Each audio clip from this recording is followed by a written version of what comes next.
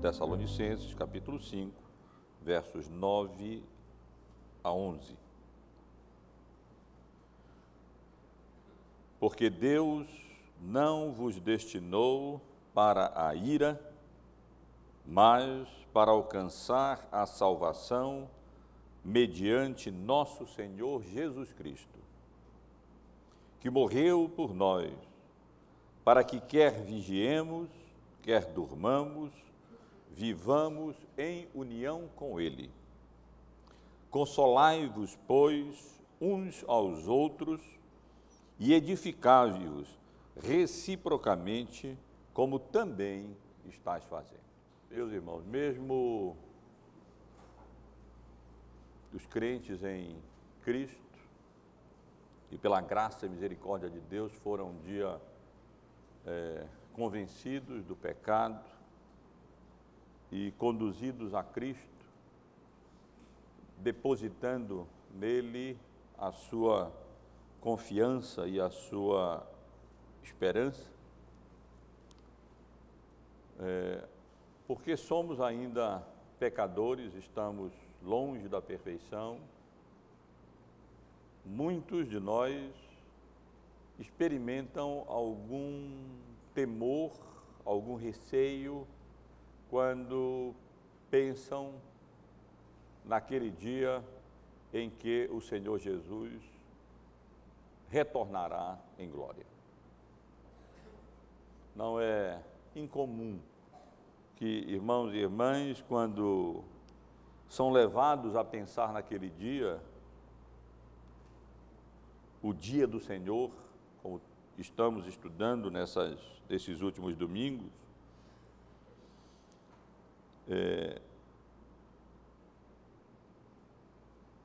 se encham de apreensão, de preocupação, de temor, aqui e ali de terror, diante ou da morte ou diante da expectativa daquele dia glorioso em que o Senhor Jesus há de retornar. É verdade que aquele dia, como somos advertidos no Antigo Testamento, e como estivemos considerando aqui, o apóstolo Paulo fez questão de ressaltar nesse capítulo 5, no versículo 3, ele será de fato para alguns dias de trevas, dia de destruição, o terrível dia da manifestação da ira de Deus e do Cordeiro. Quando andarem dizendo paz e esperança, eis que lhes sobrevirá repentina destruição, como vem a dor do parto, a que está para dar à luz, e de nenhum modo escaparão. Mas se para uns, para aqueles que não estão na luz,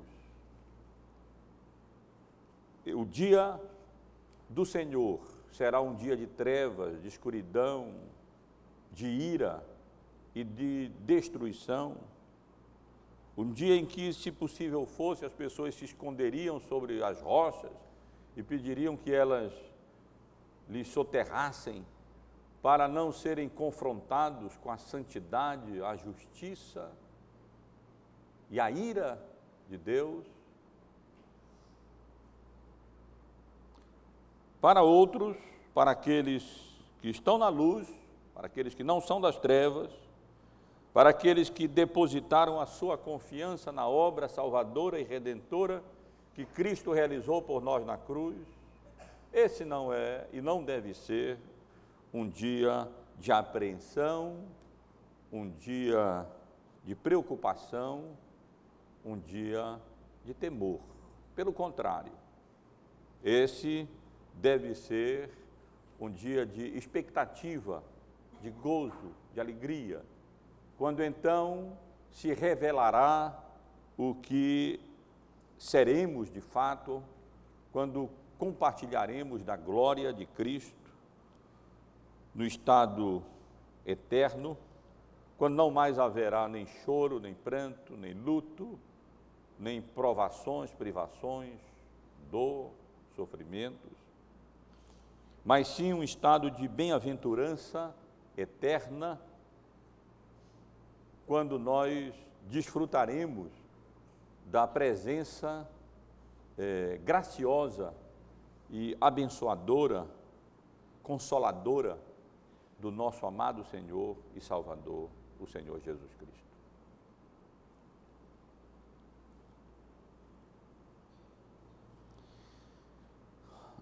Antes de concluir a abordagem que o apóstolo Paulo faz desse tema escatológico, relacionado à segunda vinda do Senhor Jesus Cristo, o apóstolo Paulo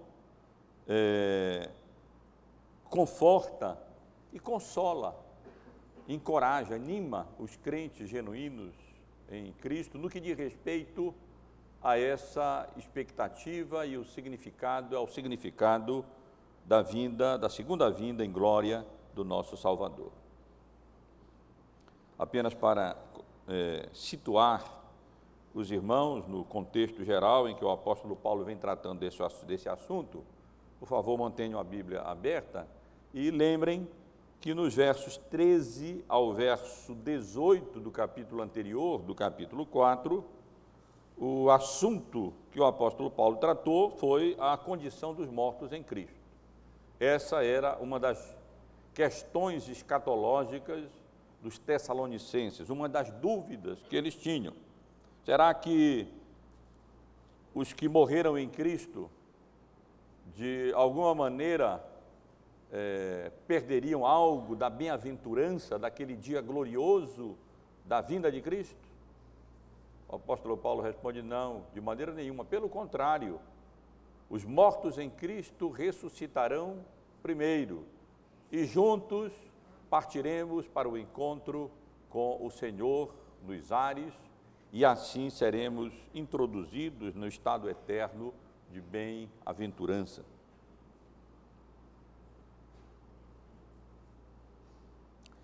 Já nos versos 1 ao verso 11, onde nosso texto se encontra, do capítulo 5, o apóstolo Paulo aborda não a condição dos mortos em Cristo, mas a atitude adequada, correta dos vivos em Cristo. Como é que nós, crentes em Cristo Jesus, devemos nos conduzir enquanto aguardamos a vinda graciosa do nosso Redentor, do nosso Salvador. Estivemos aqui considerando como o apóstolo Paulo ensinou com relação ao dia do Senhor, que não devemos aguardá-lo com curiosidade acerca da determinação precisa do dia em que ele virá. Não nos compete conhecer tempos e épocas que Deus reservou para o seu próprio conhecimento, está debaixo da sua autoridade. Nós sabemos que esse dia vem como um ladrão, de maneira súbita e inesperada, e vem também como a dor do parto, de maneira súbita e inevitável. E vimos também, no domingo anterior,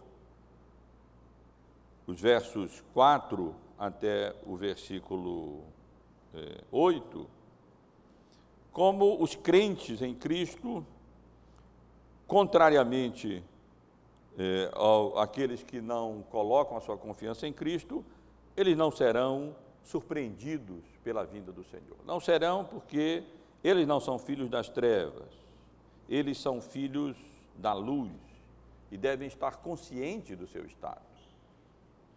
Além disso, devem vigiar como atalaias e também devem estar preparados como soldados de Cristo, revestidos da couraça da fé e amor e tomando como capacete a esperança da salvação. Esses últimos versos, irmãos, que nós acabamos de ler, do verso versos 9 até o verso 11, eles são, os irmãos podem perceber, continuação natural do texto anterior, da passagem anterior, aonde o apóstolo Paulo desenvolve aquilo que ele mencionou no final do versículo 8, a parte da armadura cristã que ele chamou de capacete da salvação. Esse é o assunto tratado aqui nos versos 9 a 11, o capacete da salvação. Isto é, no que consiste esse capacete que o crente pode colocar, que o mantém seguro nessa expectativa da nossa salvação, nessa esperança cristã. Esse, portanto, é o tema que nós temos diante de nós, o capacete da salvação, ou, se quisermos explicitar melhor, os fundamentos da esperança cristã. Quando se fala de capacete da salvação nesse contexto, o apóstolo Paulo tem em mente exatamente aquilo que consiste a firmeza da nossa esperança em Cristo. O Senhor Jesus retornará em glória. É fato, assim como ele veio a primeira vez em estado de humilhação, assim também ele virá inevitavelmente, só que no estado de glória, para consumar a sua vontade. Nós estamos aguardando o retorno de Cristo, provavelmente não com a expectativa com que nós deveríamos aguardar e que caracterizava a expectativa da igreja primitiva.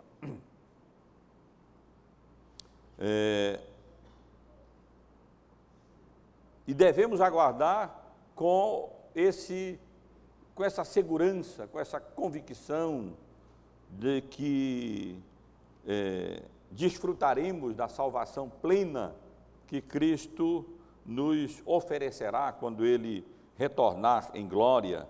E esse é o capacete da salvação que o apóstolo Paulo mencionou no final do versículo 8, quando ele disse: revestindo-nos da couraça da fé e amor, e tomando como capacete a esperança da salvação. Não foi isso que ele disse?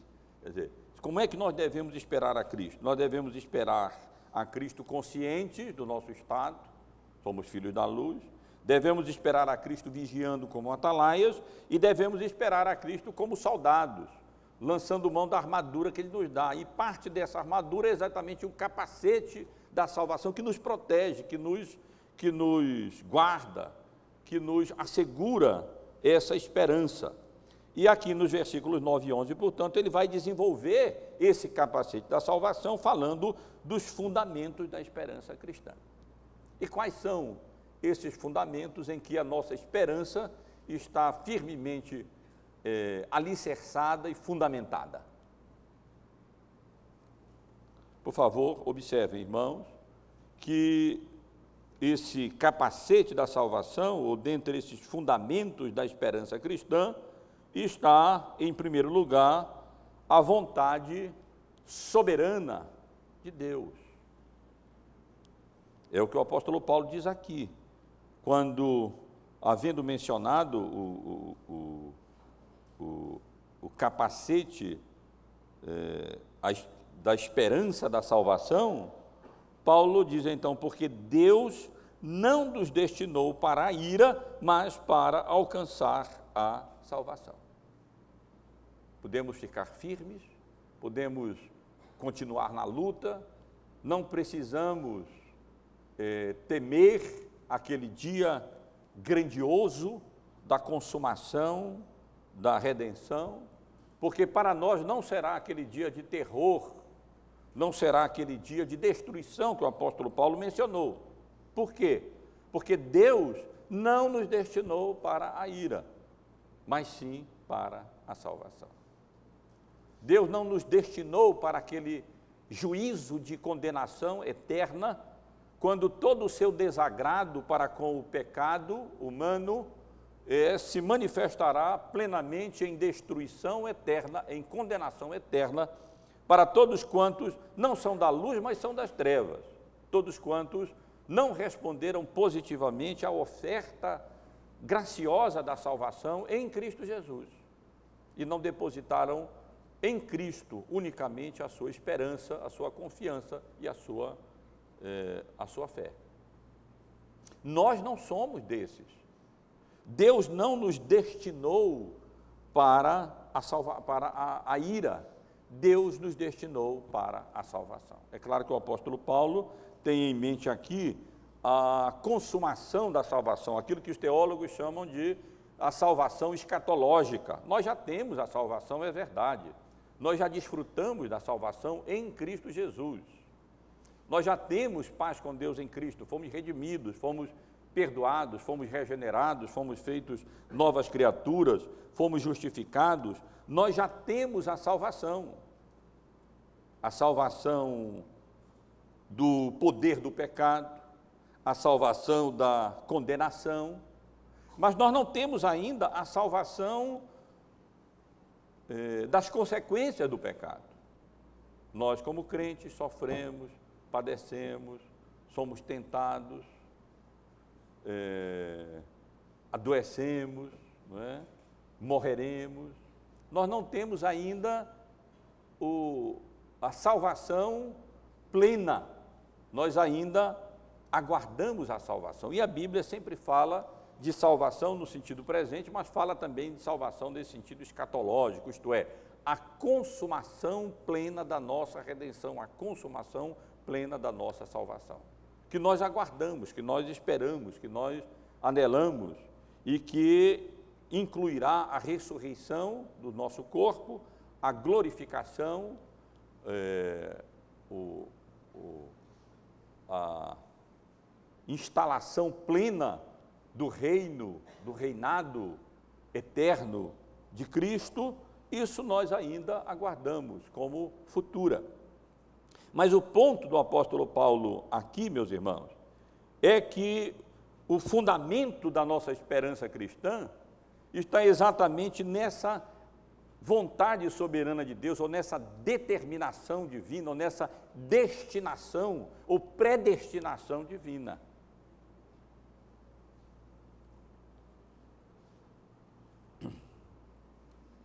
O apóstolo Paulo, aqui mesmo nessa carta, no versículo 1, no versículo 4, já tinha feito menção do decreto de Deus envolvendo a eleição dos crentes de Tessalônica. Reconhecendo, irmãos, amados de Deus, a vossa eleição, evidenciada no fato de que o Evangelho não havia chegado até eles somente em palavras, mas sobretudo em poder do Espírito Santo e em plena convicção. Um pouco adiante, no capítulo 2, no versículo 12, o apóstolo Paulo escreveu: exortamos, consolamos e admoestamos para viverdes por modo digno do Senhor, que vos chama para o seu reino e glória. Essa é uma das verdades mais confortadoras e consoladoras para o crente em Cristo. Nós fomos objeto da eleição eterna. Antes da fundação do mundo, como o apóstolo Paulo escreve aos Efésios, no capítulo 1, no versículo 4, Deus nos escolheu para sermos santos e para a salvação. Assim como nos escolheu nele antes da fundação do mundo, para sermos santos e irrepreensíveis perante ele, e em amor nos predestinou para ele, para a adoção de filhos por meio de Jesus Cristo, segundo o beneplácito da sua vontade. Portanto, quando o diabo nos assaltar com dúvidas, com seus dardos inflamados do maligno, e insinuar que não temos direito de esperar com segurança a consumação da nossa salvação naquele dia grande e glorioso dia do Senhor, sugerindo que nós somos pecadores, indignos, injustos e ingratos, nós podemos dizer, sim, tudo isso é verdade a meu respeito, mas Jesus morreu por mim. Deus me escolheu antes da fundação do mundo. O Senhor me destinou não para a ira, mas me destinou para a redenção, para a salvação, para a consumação do seu plano eterno, para aquele estado de bem-aventurança que desfrutaremos quando o Senhor Jesus retornar e estabelecer o seu reino eterno. Essa é uma das âncoras da nossa esperança, é um dos fundamentos da esperança cristã, é um dos elementos do capacete da esperança da salvação, isto é, o fato de que a nossa salvação está enraizada não na nossa vontade volúvel, não nas nossas convicções, muitas vezes fracas, mas está enraizada na vontade soberana do Deus que faz todas as coisas de conformidade com a sua vontade e que nos destinou não para a condenação eterna, mas para a salvação eterna. Mas o apóstolo Paulo continua, meus irmãos, e entre os fundamentos da esperança cristã, além da vontade soberana de Deus, mencionada no início do versículo 9, ele menciona ainda a morte substitutiva de Cristo na cruz, o seu sangue derramado em nosso lugar, a sua obra mediadora como Deus, homem, que veio a esse mundo para consumar a vontade de Deus na história e objetivamente assegurar a salvação dos seus escolhidos, dos seus eleitos antes da fundação do mundo.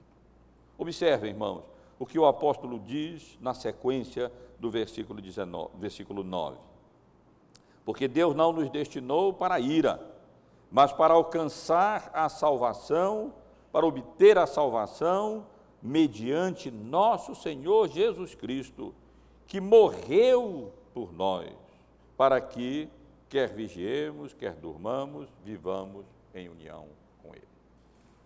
Então, o apóstolo Paulo, quando fala da eleição eterna, ele normalmente se apressa para explicar que essa salvação planejada na eternidade, ela se concretizou na história mediante a obra redentora, expiatória, salvadora, através do sangue de Cristo derramado em nosso lugar na cruz, para expiar assim a nossa culpa, para pagar assim a nossa pecaminosidade, quando Ele se deu a si próprio pelos nossos pecados, morreu por nós, para que nós alcançássemos vida em seu nome. Há um versículo na segunda carta de Paulo à igreja de Corinto, em que o apóstolo Paulo resume bem esse significado da morte substitutiva de Cristo na cruz por nós, quando ele diz, aquele que não conheceu o pecado, ele o fez pecado por nós, para que nele fôssemos feitos justiça de Deus. Aquele que não conheceu o pecado, isto é, Jesus, Deus o fez pecado por nós, no sentido de que Deus o condenou à morte como consequência do pecado, porque o salário do pecado é a morte, para que, pela graça de Deus, nós fôssemos feitos justos diante de Deus, pela graça dele e pela obra de Cristo. Mas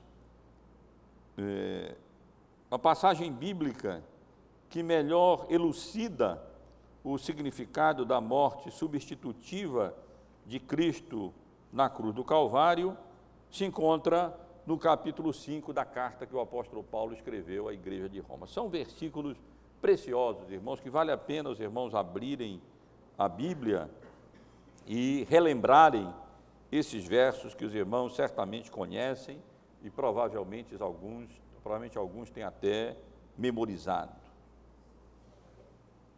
Capítulo 5, vamos ler desde o verso 6 até o versículo 10, onde lemos assim: porque Cristo, quando nós ainda éramos fracos, morreu a seu tempo pelos ímpios. Dificilmente alguém morreria por um justo, pois poderá ser que pelo bom alguém se anime a morrer. Mas Deus prova o seu próprio amor para conosco pelo fato de ter Cristo morrido por nós, sendo nós ainda pecadores. E atentem especialmente para o verso 9. Logo, 9 e 10, logo muito mais agora, sendo justificados pelo seu sangue, seremos por ele salvos da ira. Porque se nós, quando inimigos, fomos reconciliados com Deus, mediante a morte do seu Filho, muito mais, estando já reconciliados, seremos salvos pela sua vida. Essa é uma das verdades, meus irmãos e irmãs, conhecidas nossas, mas que nós precisamos trazer sempre à nossa memória para o nosso conforto, consolo e encorajamento. Isto é, Cristo se deu a si próprio por nós, derramou o seu sangue, quando nós ainda éramos pecadores, ainda estávamos em estado de inimizade para com Deus, para que fôssemos reconciliados pela sua vida e sermos salvos através da obra redentora de Cristo, através da sua morte em nosso lugar na cruz do Calvário. E é isso que o apóstolo Paulo ressalta, meus irmãos, no final da sua argumentação. É como se eles estivessem dizendo: fiquem sossegados, irmãos, fiquem tranquilos, depositem a sua confiança, não em vocês próprios, mas depositem a confiança e a esperança de vocês na vontade soberana do Deus que elegeu vocês antes da fundação do mundo, e na eficácia e suficiência da obra expiatória de Cristo na cruz do Calvário. Porque Deus não nos destinou para a ira, mas para alcançar, para a obtenção da salvação, isso mediante o nosso Senhor Jesus Cristo, que morreu por nós, que morreu em nosso lugar, para que, quer vigiemos, quer durmamos, vivamos em união com Ele. E, finalmente, meus irmãos, o apóstolo Paulo, no final do versículo 10, menciona outro fundamento da esperança cristã. Nossa esperança é sólida, nosso capacete é seguro,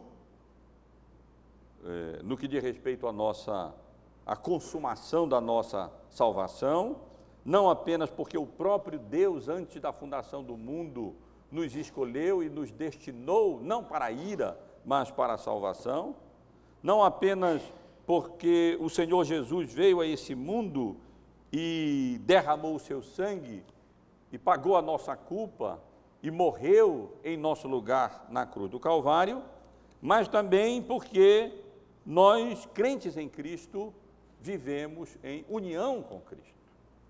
A união com Cristo é o terceiro argumento que o apóstolo Paulo apresenta, o terceiro fundamento da esperança cristã, o terceiro elemento do capacete da nossa esperança da salvação. Na verdade, a doutrina bíblica da união com Cristo está por trás de toda essa passagem que o apóstolo Paulo aborda a segunda vinda de Cristo e a nossa ressurreição e a consumação da nossa salvação. O argumento do apóstolo Paulo é mais ou menos esse: o Cristo da parousia é o Cristo da cruz e o Cristo da ressurreição. O Cristo que virá em glória é o mesmo que morreu e derramou o seu sangue em nosso lugar, e é o mesmo que ressuscitou vitorioso e foi assunto aos céus, esse é o mesmo Cristo que virá. E nós estamos unidos com Ele na sua morte, na sua ressurreição, e estaremos unidos com Ele na sua manifestação, na parousia, na segunda vinda do nosso Senhor em glória. Não apenas os mortos em Cristo, que estão com Cristo, unidos com Cristo, virão com Cristo, como nós que estivermos vivos, estaremos para sempre com Cristo em virtude da nossa união com Cristo, porque um dos propósitos da morte expiatória de Cristo na cruz do Calvário foi exatamente para que vivêssemos sempre nessa união mística com o nosso Salvador, essa união com o nosso Redentor. E com relação a essa doutrina, também é em Romanos que nós encontramos a passagem clássica que mais elucida a nossa união com Cristo na sua morte, na sua ressurreição. No capítulo 6 da carta que o apóstolo Paulo escreveu aos Romanos,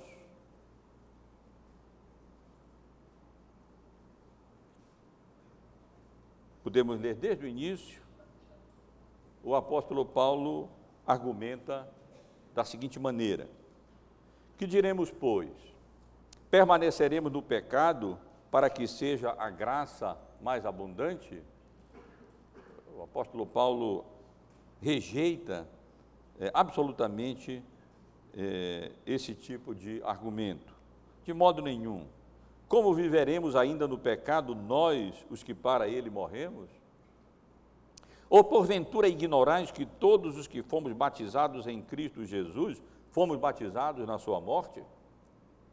Fomos, pois, sepultados com ele na morte pelo batismo, para que, como Cristo foi ressuscitado dentre os mortos, pela glória do Pai, assim também andemos nós em novidade de vida.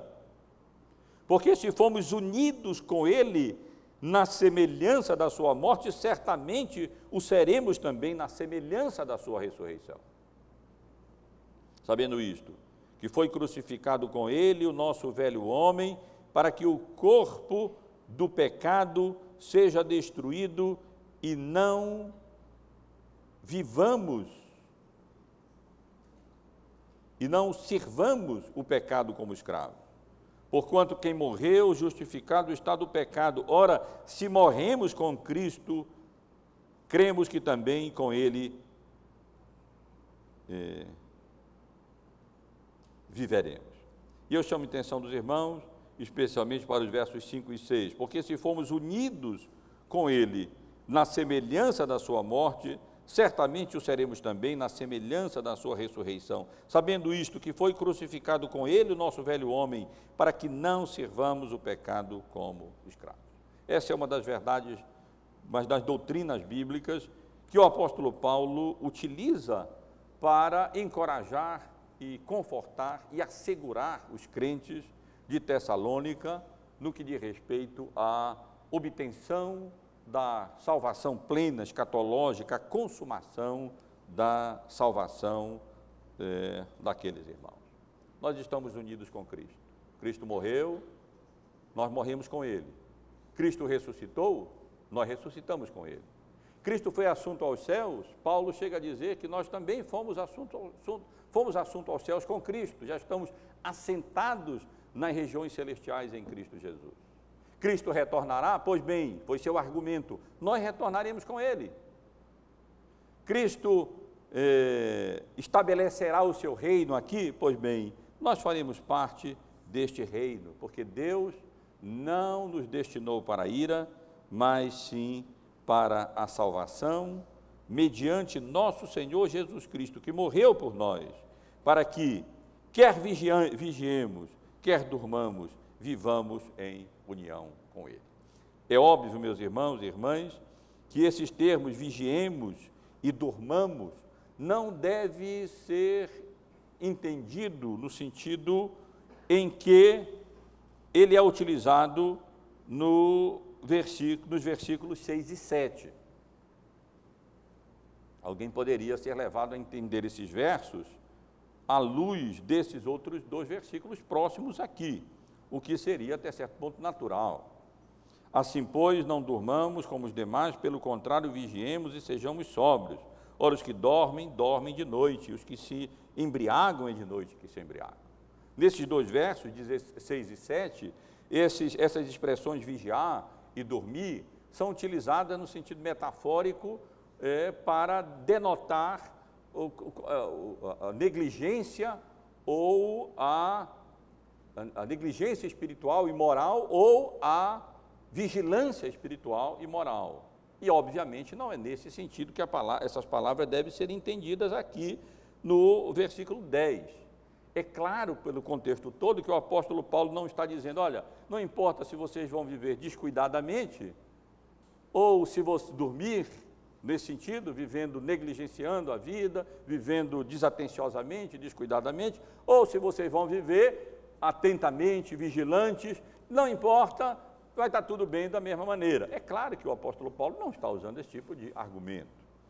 Ele está utilizando aqui a palavra no sentido em que ele vinha utilizando no capítulo 4 ainda, no final do capítulo 4, no sentido de dormir, vigiar no sentido de quem estiver vivo e dormir no sentido dos que já partiram em Cristo. É nesse contexto que o apóstolo Paulo utiliza aqui.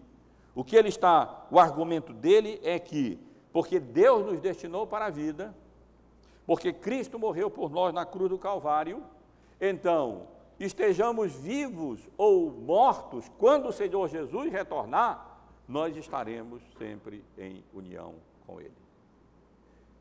Ou no estado intermediário, estaremos com Cristo, ou, se estivermos vivos ainda, quando o Senhor Jesus retornar, estaremos unidos com Cristo, de um modo ou de outro, porque fomos destinados para a vida, porque fomos eleitos por Deus, por causa da vontade soberana de Deus, e por causa da obra eficaz, expiatória de Cristo na cruz, por causa do sangue de Jesus derramado em nosso lugar, na cruz do Calvário, pagando a nossa culpa, expiando o nosso pecado, nos tornando justos diante de Deus. Não importa se nós estaremos vivos ou mortos quando o Senhor Jesus retornar. Nós, de qualquer modo, estaremos em união com Cristo e, portanto, nós estaremos seguros, porque se nós morremos com Cristo, ressuscitamos com Cristo, retornaremos com Cristo, estaremos com Cristo, estaremos seguros com Cristo, porque unidos com Ele na sua morte e na sua ressurreição. O apóstolo Paulo conclui essa sessão em que ele trata da atitude dos vivos em Cristo, de maneira muito semelhante à que ele conclui a sessão anterior, relacionada ao estado dos mortos em Cristo. Isto é, nos orientando acerca de como essa passagem deve ser aplicada. Ela não deve ser aplicada para curiosidade acadêmica, ela não deve ser aplicada para causar terror e temor aos crentes, ela deve ser aplicada para o conforto, para o consolo, para o encorajamento e para a edificação dos crentes. No final da sessão anterior, no último versículo do capítulo 4, o apóstolo Paulo concluiu a sua argumentação dizendo: consolai-vos, pois, uns aos outros com estas palavras. E aqui ele conclui essa outra sessão, essa outra parte da sua argumentação, relacionada à atitude dos vivos em Cristo, com palavras semelhantes, dizendo: consolai-vos, pois, uns aos outros, e edificai-vos reciprocamente, como também estáis fazendo. E assim ele conclui essa sua argumentação escatológica, para depois passar para outros preceitos que, se Deus permitir, estaremos considerando no domingo que vem, nos dirigindo acerca de como nós devemos aplicar. Passagens bíblicas escatológicas, elas estão aí, foram inspiradas e registradas para o nosso encorajamento, para o nosso conforto, para o nosso consolo, para que a nossa esperança se firme cada vez mais, a nossa expectativa da vinda do Senhor Jesus em glória e do estabelecimento do seu reino eterno seja mais viva para nós, e assim então possamos viver essa vida aqui à luz da eternidade, com santificação, com fidelidade, com diligência, com prudência, com moderação, como sal na terra, como luz no mundo, como Deus quer que vivamos essa vida aqui, enquanto nós aguardamos a manifestação do Senhor Jesus em glória, na sua parousia, na sua vinda gloriosa. Para concluir, irmãos, quero basicamente ressaltar duas lições. A primeira de respeito a esse nosso capacete da salvação. Vejam que, apesar do apóstolo Paulo nos exortar à vigilância, nos exortar a estarmos alertas, sóbrios, como ele faz no versículo 6, no versículo 7 dessa passagem, a nossa esperança da consumação da nossa salvação, isto é, o capacete da esperança da salvação, ele não está em nós, ele não está na nossa fidelidade, ele não está aqui na nossa vigilância, ele está em algo muito mais profundo, como nós acabamos de ver. O que constitui a esperança da nossa salvação não é a nossa retidão, o que constitui o capacete da esperança da nossa salvação não é a nossa boa vontade, não é a nossa vigilância. Nós somos exortados à vigilância, é verdade, mas os fundamentos da esperança cristã são a vontade soberana de Deus, a obra expiatória de Cristo na cruz e a nossa união indissolúvel com o nosso Salvador. Isso é nisso que a nossa esperança está enraizada, nisso consiste o capacete da esperança da nossa salvação. Senão nós estaríamos perdidos, irmãos. Coitado de nós, porque quem de nós poderia reivindicar retidão, justiça própria, vigilância, estar alerta?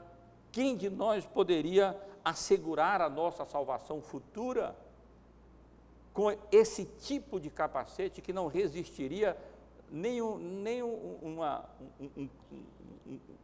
um cascudo, quanto mais aos dardos inflamados do maligno?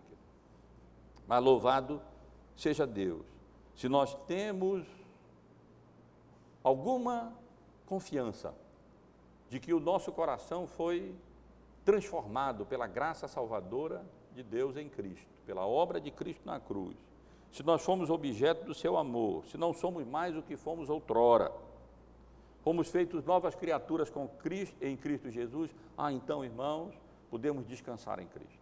Descansar em Cristo não no sentido de que vamos negligenciar a vigilância.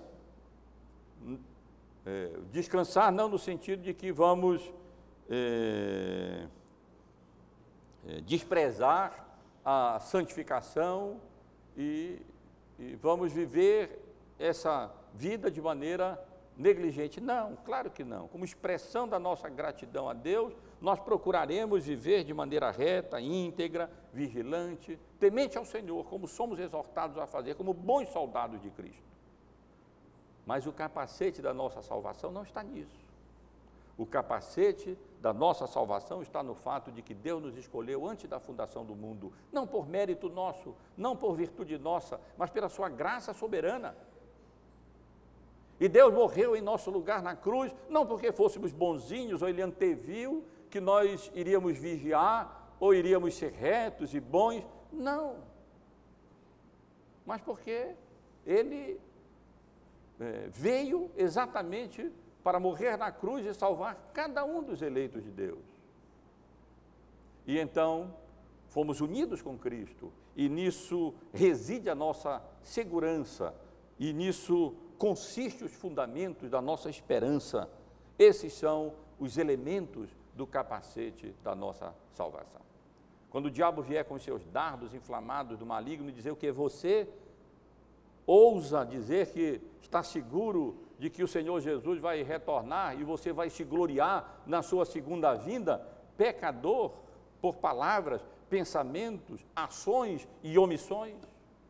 E nós vamos dizer sim, não porque nós somos justos, mas porque há evidências concretas de que Deus me elegeu, Cristo morreu por mim, e agora eu estou unido com Ele na sua morte e na sua ressurreição, e estarei também na sua segunda vinda e no estado eterno.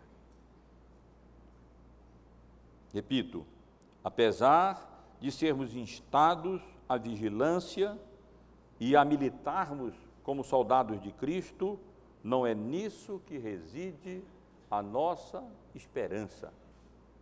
O capacete da esperança da consumação da nossa salvação é a vontade soberana de Deus, a morte substitutiva, redentora, expiatória de Cristo na cruz e a nossa bendita e mística união com Cristo.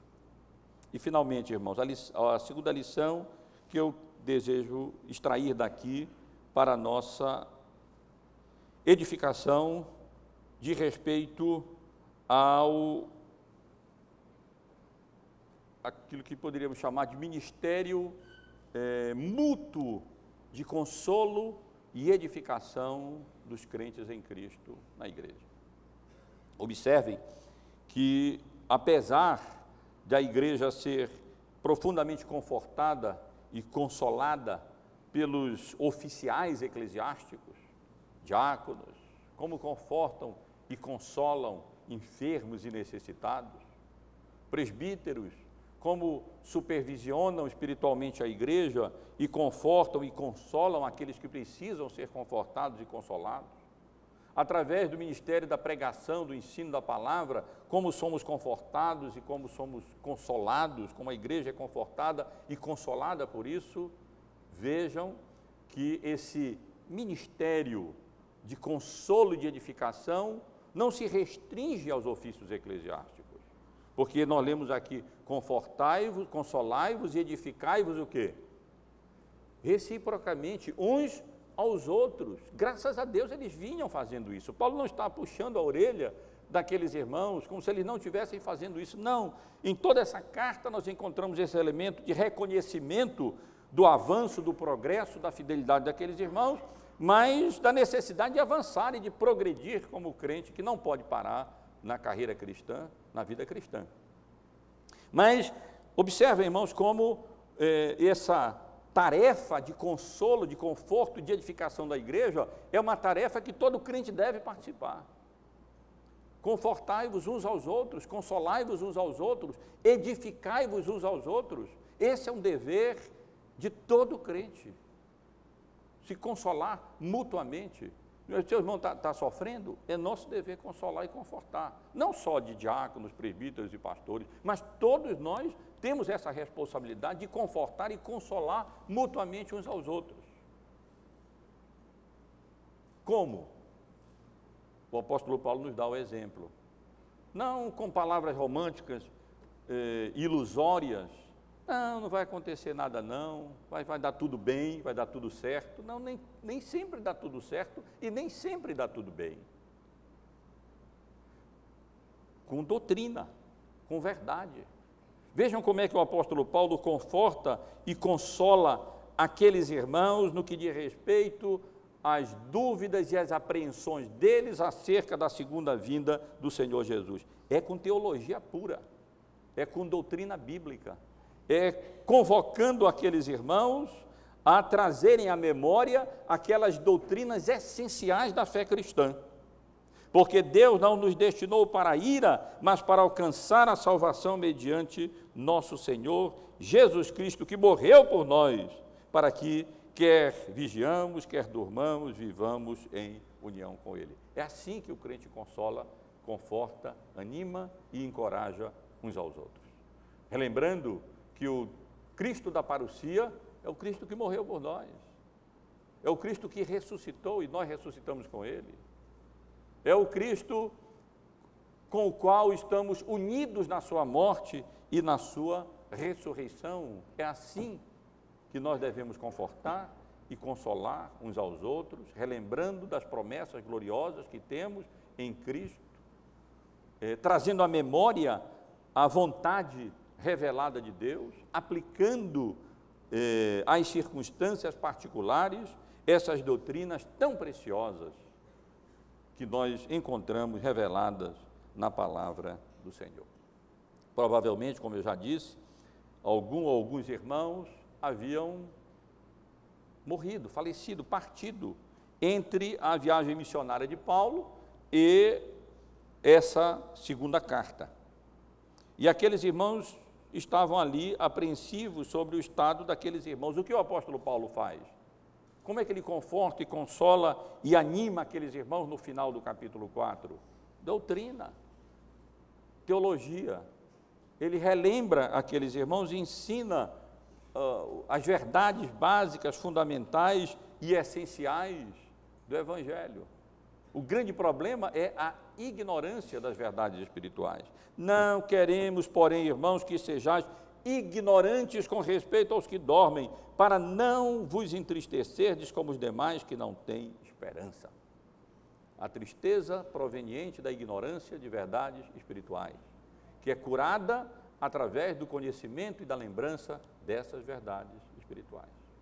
Que Deus nos abençoe, meus irmãos e irmãs, e enquanto aguardamos aquele dia glorioso do retorno do nosso Senhor e Salvador Jesus Cristo, vistamos o capacete da esperança da salvação.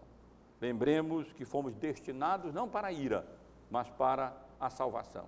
Isso mediante a obra redentora de Cristo, e que estamos unidos com Cristo, e é o nosso dever, enquanto o aguardamos, diante das dificuldades, problemas, aflições, fraquezas desta vida, confortar, animar, encorajar uns aos outros, com o conhecimento e a lembrança dessas verdades imutáveis, reveladas na palavra de Deus, aplicando-as às várias circunstâncias da vida, para edificação, conforto, consolo, como creio que os irmãos também estão fazendo.